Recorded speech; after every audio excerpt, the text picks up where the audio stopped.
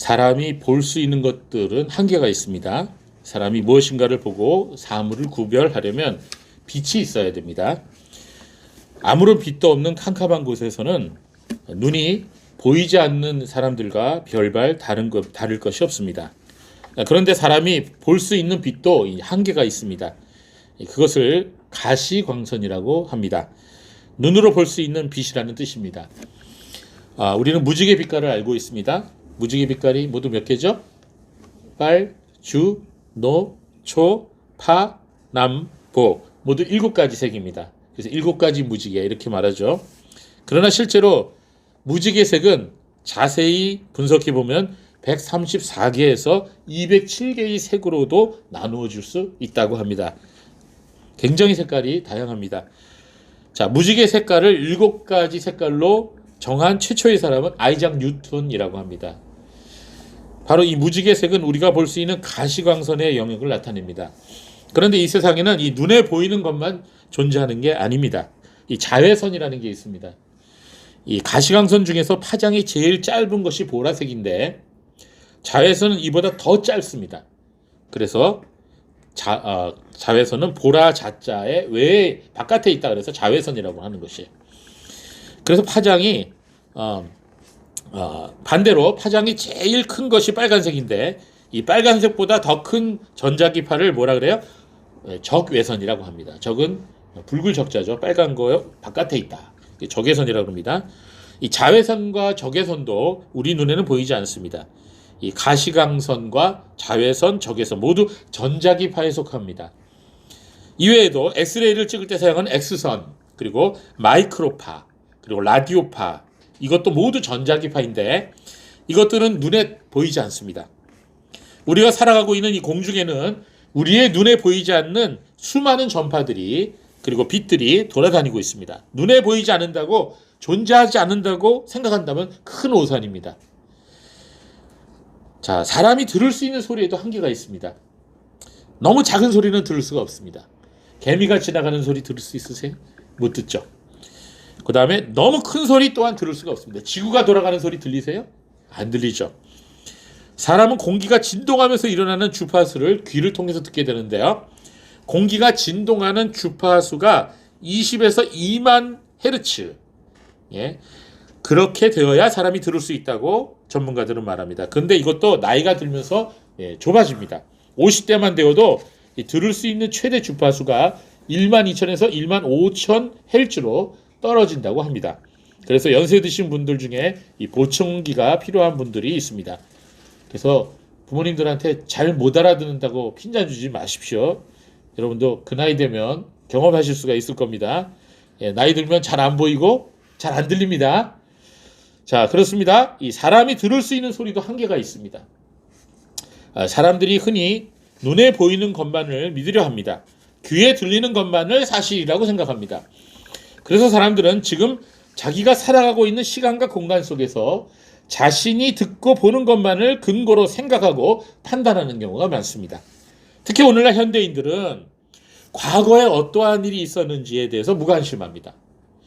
그래서 역사를 통해서 배우지를 못합니다. 자기보다 연장자들의 말도 무시합니다. 그래서 과거의 조상들이 저지른 실수를 똑같이 반복합니다. 또한 미래에 어떠한 일들이 일어날 것인가에 대해서도 무관심합니다. 될 대로 되라는 식으로 인생을 살아갑니다. 지금 나에게 먹을 것이 있고 즐길 것이 있고 그리고 내 소유가 넉넉하면 만사다 오케이입니다. 공산주의자들이 나라를 다스리던 사기꾼들이 나라를 팔아먹던 상관하지 않습니다.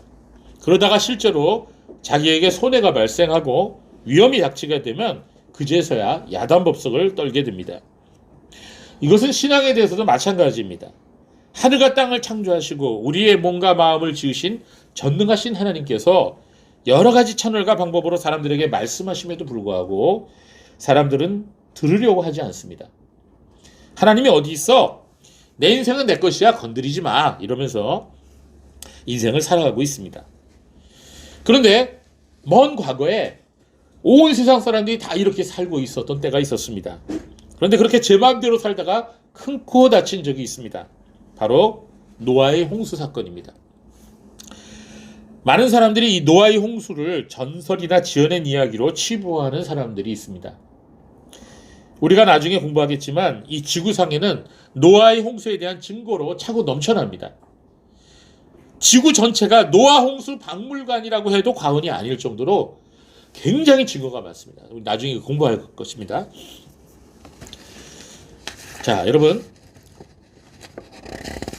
오늘 우리는 이 종말론, 즉 그러니까 마지막 때에 대해서 말씀을 함께 생각하도록 하겠습니다.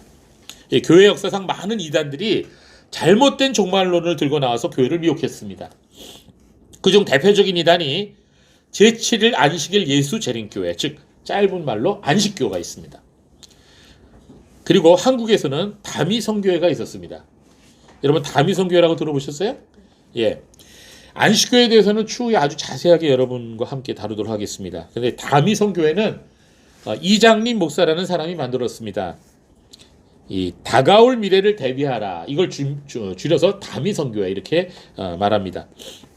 이 사람은 옛날에 어니스트 앵글이라고 하는 분이 소설을 하나 썼는데 그 소설의 영어 제목이 랩초드예요. 랩초드. 자, 이거를 뭐라고 번역했냐면 휴거라고 번역을 했어요. 그래서 이 휴거라는 제목을 붙여서 책을 번역해서 팔았습니다. 이 책이 그 당시에 굉장히 많은 사람들에게 읽혔어요. 여러분 혹시 이 책을 읽은 기억이 있는지 모르겠는데 저도 읽어봤어요. 자, 이 휴거라는 책은 예수님의 재림을 다룬 소설입니다. 당시 많은 사람들이 이 책을 읽고 굉장히 영향을 많이 받았는데요. 이 책의 내용은 예수님이 재림하실 때, 이 땅에 다시 오실 때 성도들의 몸이 변화되어서 갑자기 옷만 남기고 사라지는 거예요. 어디 간 거예요? 몸이 변화되어서 예수님이 재림하신 공중으로 끌어올려가서 예수님과 만난다는 겁니다. 이걸 바로 휴거라고 하는 거예요. 이 책을 이장림 목사가 번역했습니다. 자, 이장림 목사는 1992년 10월 28일에 예수님이 재림하신다고 예언을 했습니다. 당시에 이장림 목사의 말을 듣고 많은 사람들이 직장을 그만두고 가출을 하고 결혼을 취소하고 집과 재산을 다 팔아서 교회에다 다 바치고 함께 모여서 공동생활을 했습니다. 그리고 10월 28일 당일에는 모두가 흰옷을 갈아입고 산으로 올라가서 예수님 맞이한다고 난리를 쳤어요. 하도 이 소동이 세상에 알려져 갖고는 공중파 방송에서 나와갖고 현장 생중계를 했습니다. 진짜 예수님 오시는지 안 오시는지. 저도 그때 그 뉴스를 본 기억이 있어요. 결국 휴거는 불발되었고 예수님은 오시지 않았습니다. 이장님은 후에 구속됐는데요. 교인들 돈 수십억 원을 갈취하고 그것으로 집을 샀습니다. 예수님 온다는데 왜 집을 사요? 거기에다가 1993년 5월 22일, 그러니까 그 다음 해에 만기되는 외환 매체를 환매체라는 게 있어요. 예, 그거를 구입을 했습니다. 그래서 사기죄로 고발되어 결국 옥살이를 하게 되었습니다. 이때 이장림 목사와 함께 했던 두 여전도사가 있는데 지금 실명을 얘기할 수는 없어요. 지금 어디서 일하느냐? 변수구 목사라고 있죠. 이단 큰 믿음 교회 이름을 바꿨어요. 사랑하는 교회로. 그 교회에 가서 같이 일하고 있어요. 자, 이름 자꾸 바꾸는 사람과 이름 자꾸 바꾸는 교회는 좀 의심스럽습니다. 자, 이게 뭐예요? 양치기 소녀처럼 돼버린 거죠. 이 또한 마귀의 계계예요. 마귀는 거짓 선지자들을 보내서 예수님의 재림 날짜를 예언하도록 만듭니다. 그래서 이렇게 재림 날짜가 계속 불발돼 버리면 어떻게 되죠? 사람들이 성경 말씀을 불신하게 돼요. 에이, 그거 재림 그거 가짜야. 이렇게 생각하게 되는 거죠.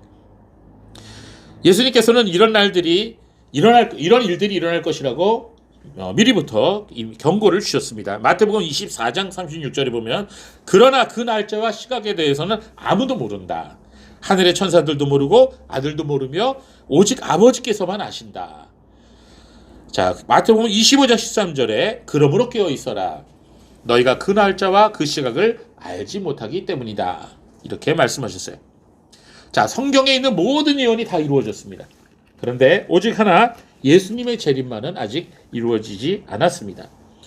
우리가 마태, 마가, 누가, 요한복음 이 4복음서를 읽어보면 예수님께서 여러 번 강조한 주제가 있는데 그것은 바로 종말에 관한 것, 즉 예수님의 재림에 관한 것입니다. 오늘 본문도 그 중에 하나라고 할 수가 있어요. 자, 그런데 성경 말씀이 이 종말론, 즉 예수님의 재림에 대해서 강조하는 것이 몇 가지가 있습니다. 첫 번째, 예수님은 반드시 오신다는 거예요.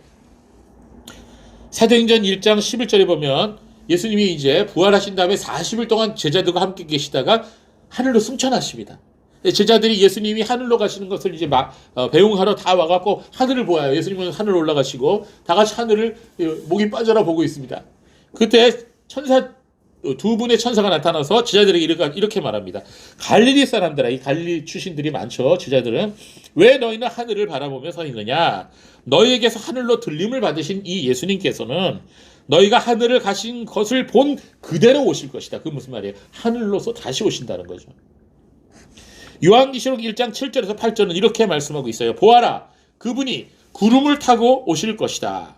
각 사람의 눈이 그분을 볼 것이고 그분을 찔렀던 자들도 볼 것이며 땅의 모든 족속이 그분으로 말미암아 통곡할 것이니 그렇게 될 것이다. 아멘. 이렇게 말씀하고 있어요. 그리고 이어서 8절에 뭐라 그러냐면 주 하나님께서 말씀하시기를 나는 알파와 오메가다. 지금도 있고 전에도 있었으며 장차도 있을 자이다. 이렇게 얘기하지 않으시고 장차 올 자이다. 이렇게 표현하셨어요. 그리고 전능한 자다. 이렇게 표현하십니다. 이런 표현이 성경에 되게 많습니다. 장차 오실 분. 자, 예수님은 반드시 오신다는 사실, 이 사실을 우리도 믿어야 됩니다. 그리고 두 번째, 종말론에 관해서 성경이 말하고 있는 것은 그날과 그 시기를 아무도 모른다. 방금 말씀드렸죠? 마태복음 24장에는 그런 말씀이 계속됩니다. 그러므로 깨어있으라 너희는 너희 주께서 어느 날에 오실지 알지 못하기 때문이다. 24장 44절도 그러므로 너희도 준비하고 있어라 너희가 생각하지도 않은 때에 인자가 올 것이기 때문이다.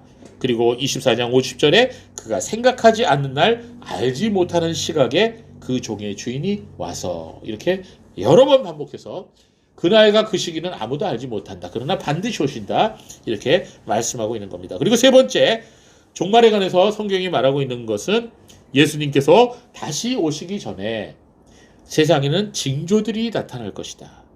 징조들이 나타날 것이다. 조짐이 보인다는 거죠. 예수님이 오실 만한 조짐이 보인다. 그래서 그 징조들에 대해서 말씀을 하고 있습니다. 자, 그렇다면 예수님이 오시기 전에 어떤 징조들이 있을까요? 머리가 쭈삣쭈삣을까요? 아니면 뭘까요? 예. 첫 번째, 하나님에 대해서 사람들이 전혀 관심을 갖지 않게 돼요. 옛날에도 그랬지만 그게 더 심해져서 전 세계적으로 그것이 현상이 나타납니다. 19세기 이전까지만 해도 그래서 사람들이 하나님을 의식하며 살았어요. 이건 동서양을 막론하고 다 그렇습니다. 동양에서는 하늘을 두려워해야지 사람들이 그렇게 얘기하죠. 하늘을 두려워해야지. 서양에서는 기독교 문화이기 때문에 다들 하나님에 대해서 믿고 알고 있었습니다. 그러나 20세기를 넘어서 지금은 그렇지 않습니다. 사람들은 인생의 시간들을 하나님을 위해서 전혀 쓰지 않아요. 세상의 즐거움과 육체의 만족을 위해서 사용합니다. 사람들이 마음에 하나님 두기를 싫어한다 그랬어요. 이것은 로마서 1장 28절에 말씀하셨습니다. 또한 그들이 마음에 하나님 두기를 싫어하며 하나님께서 그들을 그 상실한 마음대로 내버려 두사 합당하지 못한 일을 하게 하셨으니. 자, 하나님을 마음에 두기를 싫어한다는 말은 하나님 생각하기도 싫다는 말이에요. 하나님이란 이름도 꺼내지 말라 그래요. 예, 요새 아주 그냥 그런 현상들이 너무 많이 지금 일어나고 있어요. 심지어 교인들도 그래요. 교회에 오더라도 말씀 듣고 기도하는 예배하는 시간이 점점 줄어들어요. 예배는 간단히 끝내버리고 해치워버리고 그리고 여기서 우리가 재미있는 프로그램 하자. 이런 교회들이 굉장히 많아지고 있어요. 자, 교회 안에서 말씀과 상관없는 각종 프로그램들이 우후죽순처럼 생겨나고 있습니다. 그리고 교회 밖을 나서면 교회 다니는 사람인지 아닌지 세상 사람과 전혀 도무지 구별이 안 되는 그런 삶을 살아가고 있는 사람들이 많아졌어요. 기도하는 시간, 말씀 있는 시간이 거의 전무합니다. 이게 이제 현대판 교인들의 모습이에요.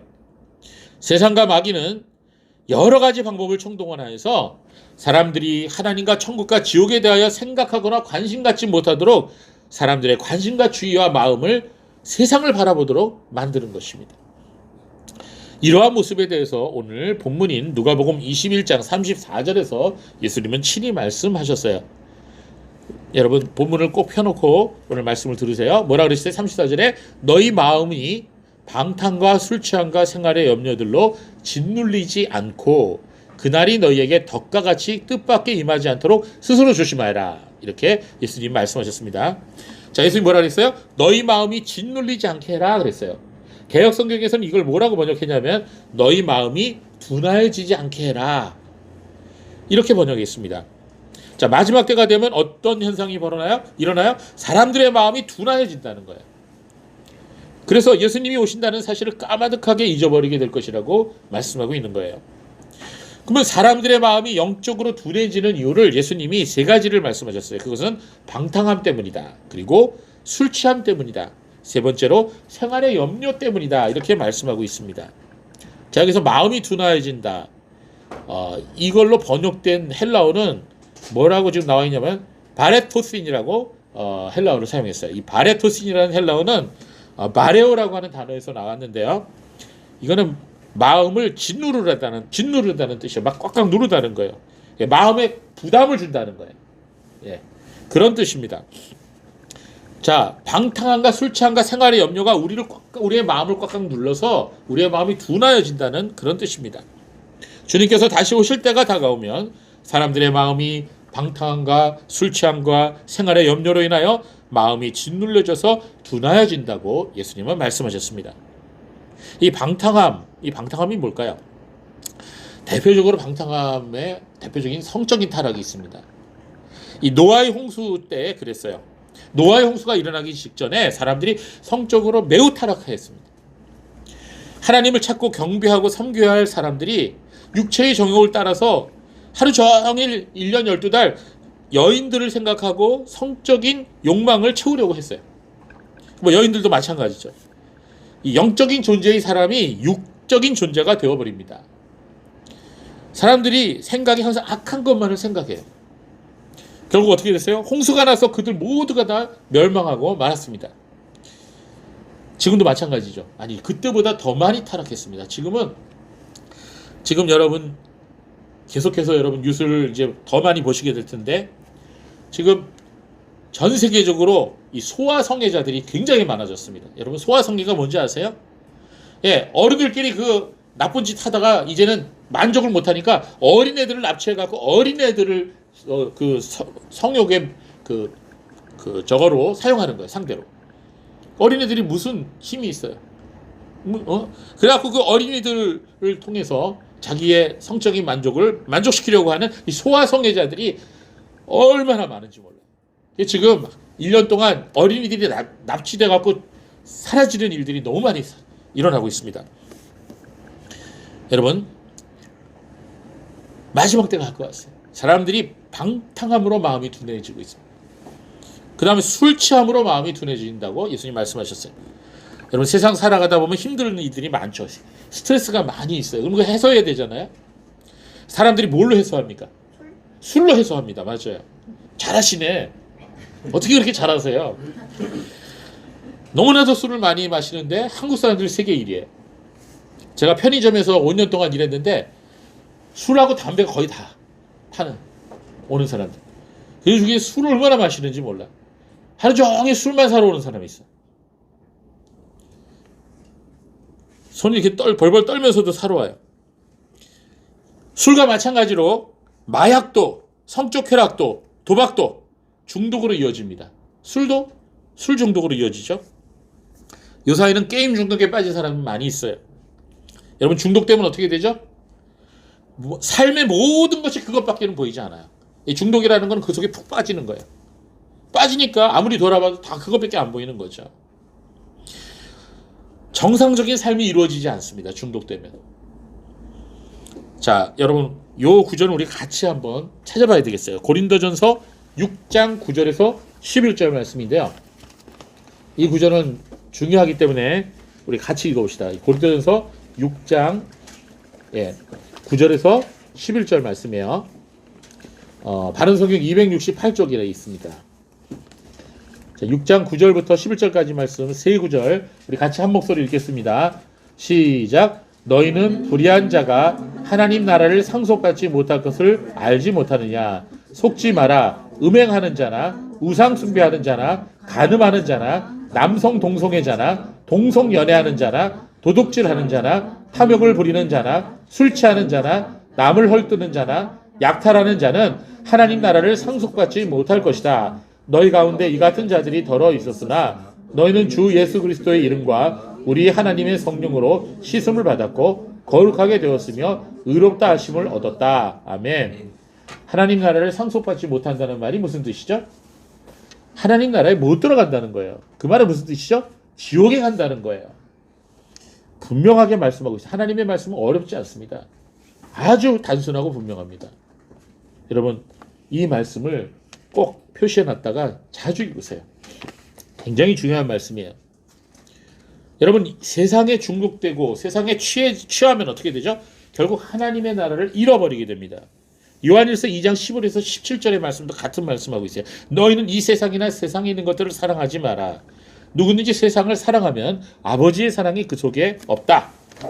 이는 세상에 있는 모든 것은 육신의 정욕과 안목의 정욕과 이생의 자랑이니 아버지께로부터 나온 것이 아니라 세상으로부터 나온 것이기 때문이다. 이렇게 말씀하고 있습니다. 여러분, 우리가 세상 것들에 몰두하고 하나님을 잊어버리면 어떻게 돼요? 회개할 기회를 얻지 못해요. 그럼 어떻게 돼요? 결국 천국에 못 들어가는 거예요. 여러분, 세상 사람들이 얼마나 많은 돈과 시간과 노력을 들이면서 세상에 있는 것들을 추구하는지 우리는 알고 있습니다. 그러면서도 하나님을 알려고 하는 노력은 하나도 하지 않아요. 이런 것들이 다 사람들의 생각을 사로잡아서 하나님께로 향하지 못하도록 마귀가 막고 있는 것입니다. 여러분, 우리가 예수를 믿고 오늘 이렇게 예배드리러 나온 기적이에요. 하나님께서 허락지 아니하셨다면, 하나님 부르지 않으셨다면 어느 누구도 여기 나올 수 없어요. 이처럼 사람들이 방탕함에 마음이 둔해지고 술 취함으로 마음이 둔해질 뿐 아니라 마지막 뭐로 인해서 마음이 둔해진다고요? 생활의 염려로 마음이 둔해져요. 이 생활의 염려는 우리의 마음을 짓누르죠. 역사 이래로 가난한 사람들이 없었던 시기는 없었습니다. 누구나 부자가 되어서 편안하게 살고 싶어 하지만 그럴 수는 없습니다. 여러분, 부자가 된다고 반드시 행복해지는 것은 아닙니다. 조금 편해질 수 있겠지만 거기에 따른 대가도 지불해야 되는 것입니다. 부자가 되면 하나님 나라에 들어가는 것이 더 어려워집니다. 예수님 그러셨죠? 뭐라 그러셨어요? 낙타가 바늘길로 통과하는 것보다 부자가 하늘나라에 들어가는 것이 이렇게 얘기하다 보니 헷갈리네. 낙타가 바늘길로 들어가는 것이 더 쉬울 것이다. 이렇게 얘기하셨어요. 부자가 하늘나라 들어가는 것보다. 얼마나 어려우면. 자, 예수님 시대 때도 가난한 사람들이 많았습니다. 사람들이 하루하루 먹을 걱정을 하고 살았습니다. 먹을 것이 귀했습니다.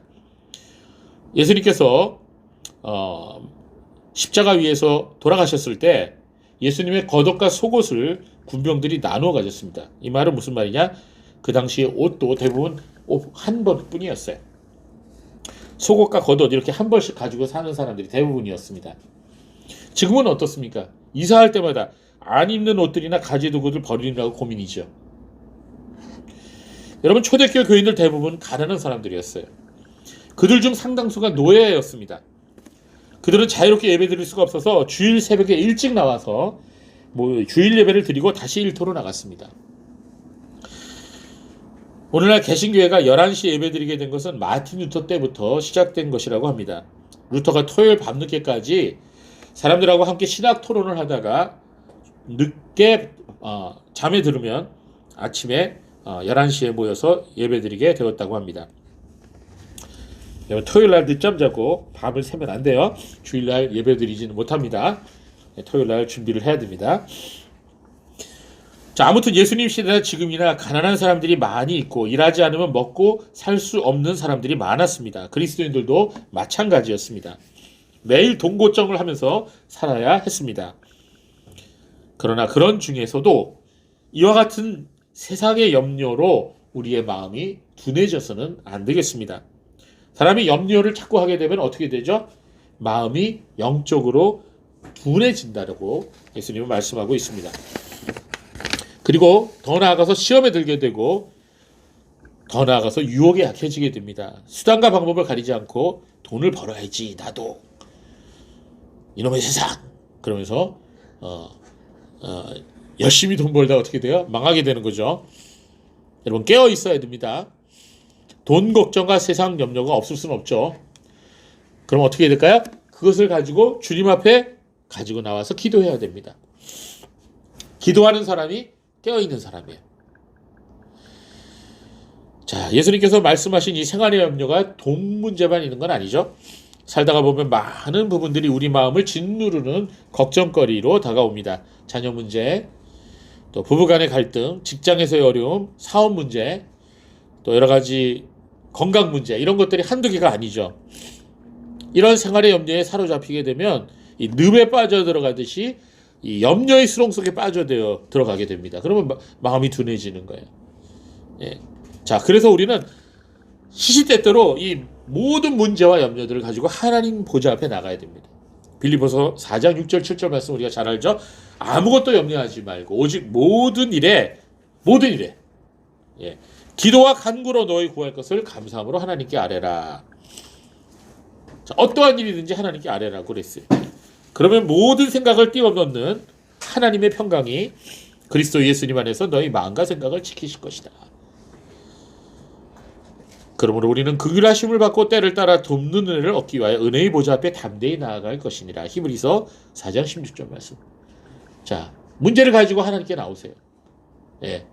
그러면은 하나님께서 그 문제를 해결해 주시고 또 그 문제로 인하여 우리의 마음이 둔하여지는 것을 막아주십니다. 자, 우리 다시 한번 오늘 본문으로 돌아와 봅시다. 성경을 읽어보면 하나님께서 인류 역사에 이 두 번 직접적인 심판을 내리셨어요. 예, 바로 노아의 홍수와 소돔과 고모라의 심판입니다. 여러분 잘 아시죠? 하나님 물이고 하나님 불이에요. 이 두 사건이 모두 말세를 살아가는 우리에게 경고를 하고 있습니다. 누가복음 17장을 펴십시오. 자, 오늘 본문에서 앞장 몇 장만 넘기면 돼요. 17장 26절에 30절 말씀을 우리 함께 읽겠습니다. 이거 중요한 거라서 함께 읽습니다. 자, 찾으셨죠? 누가복음 17장 26절에 30절입니다. 자, 요거는 같이 함께 읽도록 하겠습니다. 시작. 노아의 날들에 일어났던 것 같이 인자의 날들에도 그러할 것이다. 노아가 방주에 들어가던 날까지 사람들은 먹고 마시고 장가들고 시집가고 하였는데 홍수가 와서 모두 멸망시켰다. 롯의 날들에도 그와 같은 일이 일어났으니 사람들이 먹고 마시고 사고 팔고 심고 집을 짓고 하였는데 롯이 소돔에서 나가던 날에 하늘로부터 불과 유황이 쏟아져 내려 모두 멸망시켰다. 인자가 나타나는 날에도 그와 같을 것이다. 아멘. 자, 여기서 두 가지 그 하나님의 심판의 케이스를 말씀하고 있네요. 예수님께서는 마지막 때가 노아의 때와 같다고 하셨습니다. 사람들이 먹고 마시고 장가들고 시집가더니, 또한 소돔과 고모라의 때와 같다고 하셨습니다. 사람들이 먹고 마시고 사고 팔고 심고 집을 짓더니. 자, 먹고 마시고 결혼하고 사고 팔고 농사 짓고 사업하고 집을 사고 파는 것이 죄예요, 아니에요? 그건 죄가 아닙니다. 그건 우리 일상생활이에요.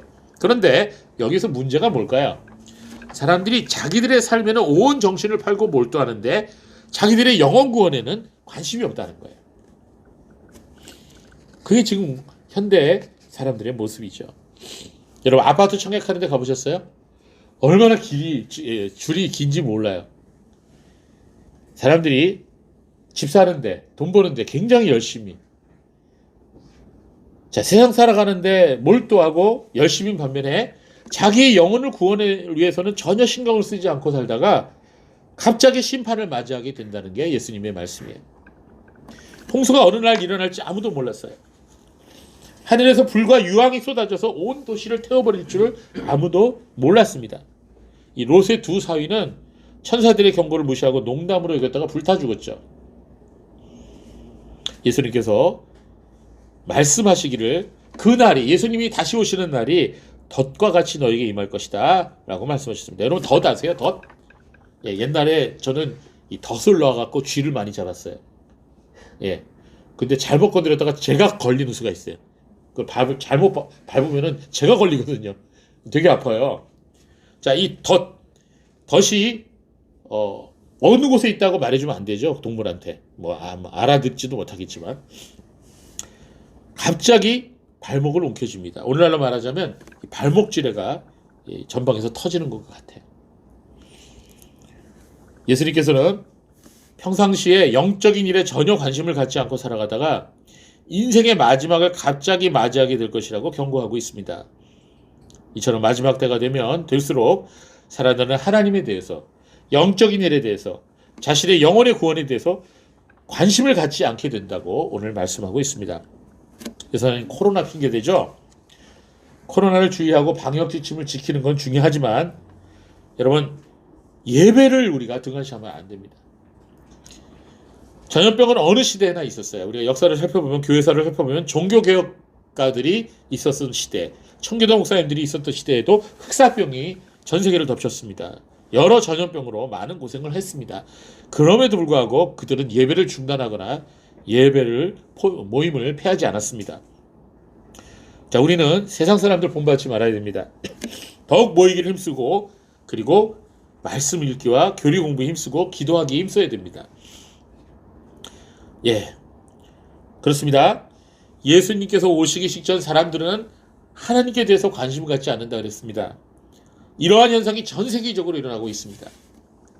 그리고 예수님께서 오시기 직전에 또 어떤 현상이 벌어지냐면 거짓 그리스도 그리고 거짓 선지자가 판을 칠 거라고 예수님 경고하십니다. 누가복음 21장 7절 8절에 그들이 예수님께 여쭈어 말하기를 선생님, 그러면 이런 일들이 언제 있을 것이며 또한 이 일들이 일어나려고 할 때 무슨 징조가 있겠습니까? 이렇게 질문했더니 예수님 말씀하셨어요.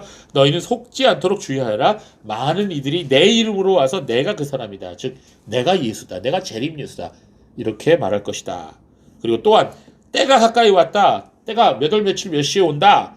그러나 너희는 그들을 따라가지 마라. 예수님 직접 말씀하셨어요. 마지막 때가 되면 많은 사람들이 와서 내가 예수다라고 얘기하거나 또는 다른 복음을, 다른 예수를, 다른 영을 전할 것이라고 예수님이 말씀하고 있습니다. 고린도후서 11장 4절에 만일 누가 가서 우리가 전파하지 아니한 다른 예수를 전파하거나 혹은 너희가 받지 아니한 다른 영을 받게 하거나 혹은 너희가 받지 아니한 다른 복음을 받게 할 때는 너희가 잘 용납하는구나. 자, 이렇게 사도 바울은 고린도 교회를 향하여서 다른 예수, 다른 영, 다른 복음을 전하는 자가 있을 거라고 엄중히 경고했습니다. 그건 지금도 마찬가지예요. 그리고 다른 복음을 전하는 자는 반드시 저주를 받게 될 것이다라고 말씀하고 있습니다. 여러분, 오늘날 현대교회에 이 다른 복음이 너무 많아요. 그리고 그 종류도 너무 많아요. 마귀의 그 전문이 뭔지 알아요? 마귀가 잘하는 거? 속이는 거예요. 유사품 만드는 거예요. 마귀가 너무 그걸 잘해. 신앙 유사품을 만들어서 여기저기 뿌리고 있습니다. 여러분, 대표적인 다른 복음 중에 하나가 이 해방신학, 민중신학이라는 거예요. 여러분 들어보셨어요? 겉으로는 가난한 사람들, 노동자, 농민들, 힘없는 사람들을 위한다고 하지만 거기에는 사람이 죄인이라고 인정하지 않아요. 해방신학과 민중신학. 그리고 주님의 십자가 구원도 무시해요. 오직 사회 구조의 악과 변화만을 위한 투쟁만을 부르짖는 게 이 해방신학과 민중신학입니다. 성경을 인용하고 신학이라는 말을 붙이긴 했지만 자세히 보면 마르크스 계급 투쟁 이론이나 다름없습니다. 그야말로 공산주의예요. 거기에 심취했었던 많은 신학생들이 있었어요. 제 친구들 중에도. 그럼 그들이 지금 목사로 일하고 있어요. 교회에서. 그 심지어 더 나아가서 김일성, 김정일, 김정은 정권을 찬양하고 반미하고 연방제 통일을 부르짖고 돌아다니는 목사들이 있어요. 이게 다른 복음입니다. 여러분, 공산주의는 절대로 성경과 기독교 인정하지 않습니다. 교회를 가만두지 않습니다. 또 다른 복음이 있죠. 진화론과 인문학과 철학에 물든 복음입니다. 자, 여러분, 이 공산주의를 주장하는 사람들에게 마르크스 레닌책보다 먼저 사람들에게 공부시키는 책이 있어요. 그게 뭐예요? 다인의 진화론을 먼저 공부시켜요. 왜 그러냐면 이 다인의 진화론의 핵심 이론이 유물론과 적자생존의 법칙, 이 두 가지입니다. 자, 적자생존의 법칙은 힘 있는 자들이 살아남는다는 논리인데요. 그래서 민족 우월주의를 내세운 히틀러도 이 진화론에 심취했습니다. 그 어떻게 됐어요? 그 논리대로 유대인은 열등한 민족이라고 논리를 내세워서 600만 명이나 살육했죠. 이 적자 생존의 진화론은 공산주의가 가장 좋아하는 이론입니다. 강한 자만이 살아남기 위해서 약한 자들은 다 죽여버리거나 노예로 삼는다는 게 공산주의 이론이에요. 또 그들이 좋아하는 유물론은 물질이 모든 것의 근본이다. 그래서 영적인 것을 인정하지 않아요. 하나님 없다 그래요. 여러분, 사람의 인권이라는 게 어디서부터 시작됐냐면요, 하나님의 형상을 본받아 지음을 받았다는 이 성경 말씀에서 사람의 인권이 시작된 거예요. 그전까지는 사람의 인권이라는 게 개념 자체가 없었어요. 전 세계적으로. 사람이 원숭이의 후손이 아니라 하나님의 형상대로 창조함 받았다는 진리, 바로 여기서 인권이 나온 겁니다. 그런데 그 공산주의에는 인권이 없어요. 공산당원만이 사람이에요. 공산당원이 아닌 사람은 전부 다 개돼지입니다. 오늘날은 전에 제가 말씀드렸던 것처럼 과거의 공산주의자들이 교묘하게 탈을 쓰고 간판만 바꾼 채 활동하고 있죠. 바로 포스트 모더니즘입니다. 자신을 포스트 모더니스트라고 부르지만 사실은 그 머릿속에는 공산주의 사상이 가득 차 있어요. 미국에서 벌어지고 있는 PC 좌파 운동이 바로 그 포스트 모더니즘, 즉 공산주의 사상입니다. 이 사상이 교회 안에 들어왔고 신학대학 안에 들어와서 수많은 사람들이 물들어 있어요. 많은 신학생들이 이 포스트 모더니스트 교육에 심취한 채로 졸업하여서 교회 사역의 현장 곳곳에 퍼져 있습니다. 겉으로는 성경을 가르친다고 하지만 사실은 포스트 모더니즘 사상에 물든 변질된 복음, 곧 다른 복음을 전하고 있는 것이 오늘날 교회 현실입니다. 저는 학교 다닐 때 자유주의 신학을 배웠어요. 제가 다니는 나왔던 장신대가 자유주의 신학도 가르치는 곳이에요. 그 자유주의 신학 공부하면서 고민을 참 많이 했어요. 이건 복음이 아닌데, 이건 성경 말씀과 다른데. 자유주의 신학은 인문학과, 철학과, 자연과학의 관점으로 성경을 비판합니다. 그리고 해석합니다. 그래서 그들에게는 하나님께서 창조하셨다는 것, 노아의 홍수, 성경의 기적 사건들, 예수님의 동정녀 탄생, 십자가의 대속, 예수님의 부활과 승천, 재림 등이 다 종교적인 설화요, 교리일 뿐 현실적인 사실로 인정하지 않아요. 그런데 그런 신학을 한 목사들이 설교를 하고 있어요. 귀에 좋은 말만 하지 결코 인간의 죄와 심판, 지옥의 실질적인 존재, 예수님이 다시 오실 것이라고 하는 재림에 관해서는 결코 말하지 않습니다. 이거는 바른 목회를 하는 게 아니에요. 우리가 복음서만 읽어봐도 예수님의 설교 중에 가장 많이 하신 설교 주제가 바로 영원한 지옥의 형벌입니다. 여러분, 거짓 복음이 이것뿐만 아닙니다. 예수 믿으면 무조건 병 낫고 돈 벌고 잘 된다고 말하는 번영신학을 전하는 교회들도 많고, 신사도 운동과 온갖 자칭 예수라고 하는 이단들이 얼마나 많은지 몰라요. 말씀을 무시하고 신유와 방언과 입신과 하나님 운성 듣기만을 강조하는 은사주의 교회들도 너무 많아요. 목회자를 우상시하는 사이비 교회들도 많습니다. 이재료교회 만민중앙교회, 김기동의 서울성락교회, 박옥수 구원파의 기쁜 소식 강남교회, 이초석의 예수중심교회, 변수무의 사랑하는 교회, 유광수의 다락방교회, 이만희의 신천지 이단, 너무나 많은 이단들이 곳곳에 퍼져서 유혹하고 있습니다. 많은 사람들이 다른 복음에 속아서 따라가고 있어요. 이제는 더 나아가 청교도 개혁주의 간판을 내걸고 이상한 목회를 하는 사이코 목사들도 여기저기 있습니다. 정말 조심해야 됩니다. 여러분, 우리는 깨어 있어야 됩니다. 바른 복음을 믿고 바른 복음을 배워야 됩니다. 이처럼 예수님께서 오실 때가 가까워지면 적그리스도, 거짓 선지자, 이런 사람들이 판을 치는 세상이 될 것이다. 거짓 복음, 다른 복음들이 온 세상을 어지럽힐 것이다 라고 예수님은 일찌감치 예언하셨습니다. 그리고 예수님이 오실 때가 가까우면 사람들이 더 포악해지고 더 감정적이 되고 더 이기적이 된다고 예수님 또 말씀하셨습니다. 그렇습니다, 여러분. 그런데 이 모든 것보다 더 문제는 마지막 때에 사람들의 믿음이 식어지고 없어진다는 거예요. 그래서 예수님이 뭐라고 하셨어요? 내가 올 때, 인자가 올 때 세상에서 믿는 사람을 볼 수 있겠느냐. 이렇게까지 말씀하셨어요. 이 세상에서 믿음을 찾아볼 수 있겠느냐. 여러분, 노아의 때에 구원받은 자가 8명 뿐이었어요. 소돔과 고모라 때에 구원받은 자가 3명 뿐이었어요. 숫자는 하나님 앞에서 무의미합니다. 현대의 교인들은 숫자의 우상에서 벗어나지 못하고 있습니다. 그러나 하나님의 나라는 숫자가 중요한 것이 아닙니다. 마태복음 7장 13절에 예수님께서 좁은 문으로 들어가라. 멸망으로 인도하는 문은 크고 그 길이 넓어 그리로 들어가는 자가 많고 생명으로 인도하는 문은 좁고 길이 협착하여 찾는 자가 적음이니라. 이렇게 말씀하셨어요. 자, 좁은 문으로 가는 사람이 누굽니까? 하나님의 뜻대로 믿고 살아가는 사람이 좁은 문으로 가는 사람이에요. 요새의 사람들은 하나님도 탄핵할 사람들이에요. 아니, 그들의 마음속에서는 이미 하나님 다 탄핵당하셨어요. 여러분, 우리는 정령 구원받을 만한 믿음을 가지고 주님 다시 오실 때 주님 앞에 나아갈 수 있는 성도들이 되시기를 바랍니다. 여러분, 주님이 오실 때 무슨 소리가 들린다고 성경은 얘기하죠? 나팔 소리. 예, 나팔 소리가 들립니다.